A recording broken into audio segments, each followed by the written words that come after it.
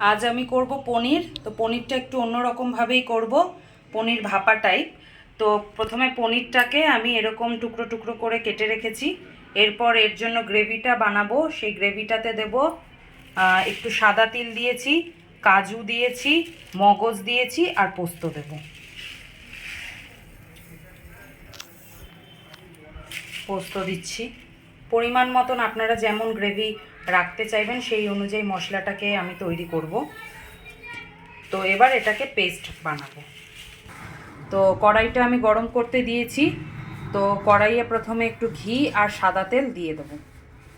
এই দেখো কড়াইয়ে সাদা তেল দিয়েছি, আর এতে আমি 2 চামচ ঘি দিয়ে দেবো। 1 চামচ,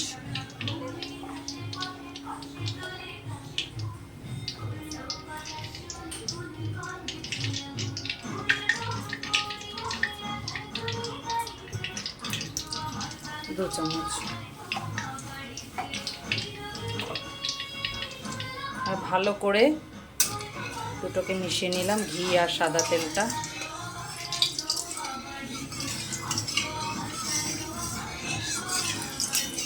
হালকা আছে আমি পনিরটাকে একটু ভেজে নেব, অল্প একটু।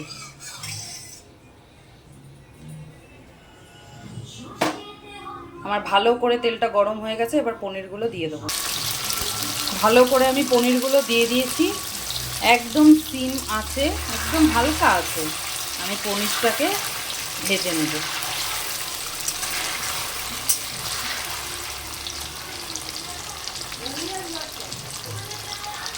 মিক্সিতে এরকম একটা থিক পেস্ট বানিয়ে নিয়েছি। আগেই বললাম এতে কি কি দিয়েছি, পোস্ত, কাজু বাদাম, সাদা তিল আর মগজ। এই দিয়ে আমি একটা থিক পেস্ট, এরকম একটু ভারী ভারী, এই যে এরকম টাইপের একটা পেস্ট বানিয়ে নিয়েছি। ঠিক আছে, এইভাবে আলগা করে পনিরটাকে ভেজে নিয়েছি। একদম হালকা আছে পনিরটাকে ভেজে নিয়েছি। এরপর সেই পনিরের তেলেই আমি একটু আদা বাটা প্রথমে দেবো, কাঁচা আদা বাটা। ঠিক আছে, পরিমাণ মতন আদা বাটা এতটা মতো দিয়ে দিলাম তেলে, যাতে আদার ফ্লেভারটা, আর একটু দিলাম আদার ফ্লেভারটা যাতে আসে। আদাটাকে তেলে এরকম করে ভাজতে হবে। একটু ব্রাউন ব্রাউন ভাজা হলেই আমি ওই পেস্টটা দিয়ে দেবো। দেখুন আদাটা আমার ব্রাউন ব্রাউন ভাজা হয়ে গেছে। এবার এর মধ্যে আমি মশলাটাকে দিয়ে দেবো। মশলাটা দিয়ে দিয়েছি, দেখুন মশলাটা দিয়ে দিয়েছি। এবার ভালো করে এটাকে মিক্সড করব। আর মশলার বাটিতেই একটু জল নিয়েছি, মানে এই দেখুন মিক্সি বাটিতে একটুখানি জল নিয়েছি, ওই মশলারই জল।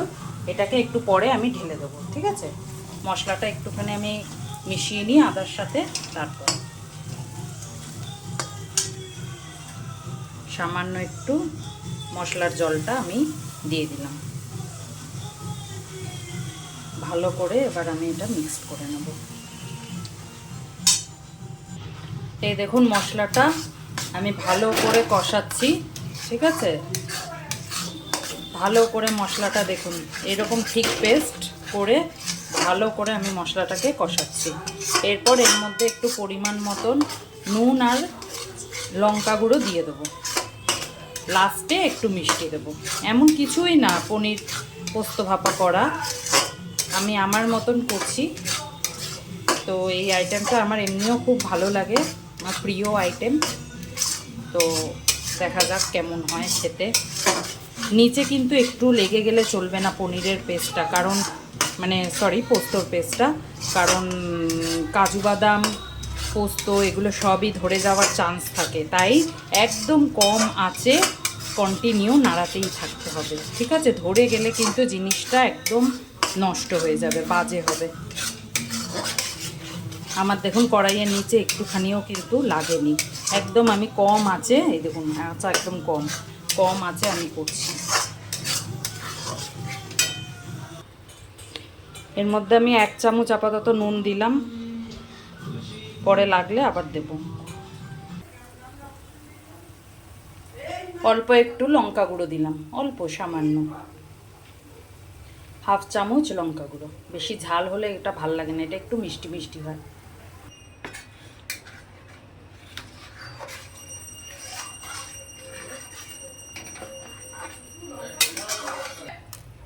সামান্য একটু মিষ্টি দিলাম,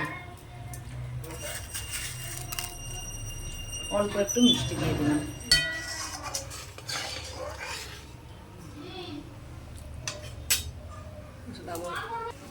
গ্রেভির জন্য পরিমাণ মতন জল দিচ্ছি।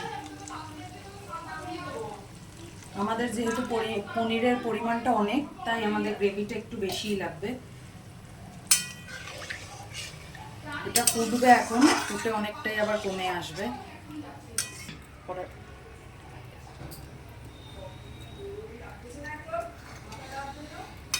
ঝোলটা আমার ফুটছে, আর একটু গাঢ় হবে। তো এর মধ্যে আমি একটা জিনিস অ্যাড করব, এটা আমার প্রসেস, তো সবাই এটা স্কিপও করতে পারো। এই আমুল দুধ আমি একটু লিকুইড দুধ মানে প্যাকেট দুধ দিয়ে আমি গুলিয়ে রেখেছি, ঠিক আছে? তো সেই মিশ্রণটা আমি এতে ঢেলে দিলাম।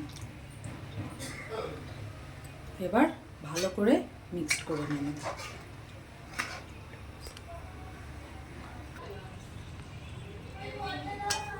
গ্রেভিটা আমার প্রায় হয়ে এসছে। গ্রেভি থেকে হবে কী করে বুঝবেন? যে এই যে কালারটা ছেড়ে দিয়েছে তেল থেকে, এই কালারটা ছেড়ে দিলে বুঝবেন যে গ্রেভিটা হয়ে এসছে। এবার পনিরগুলো আমি দিয়ে দেবো।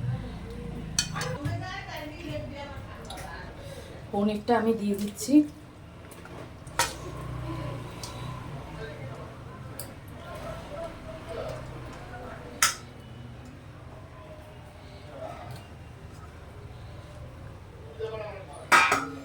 একটাও গ্লাস নেই।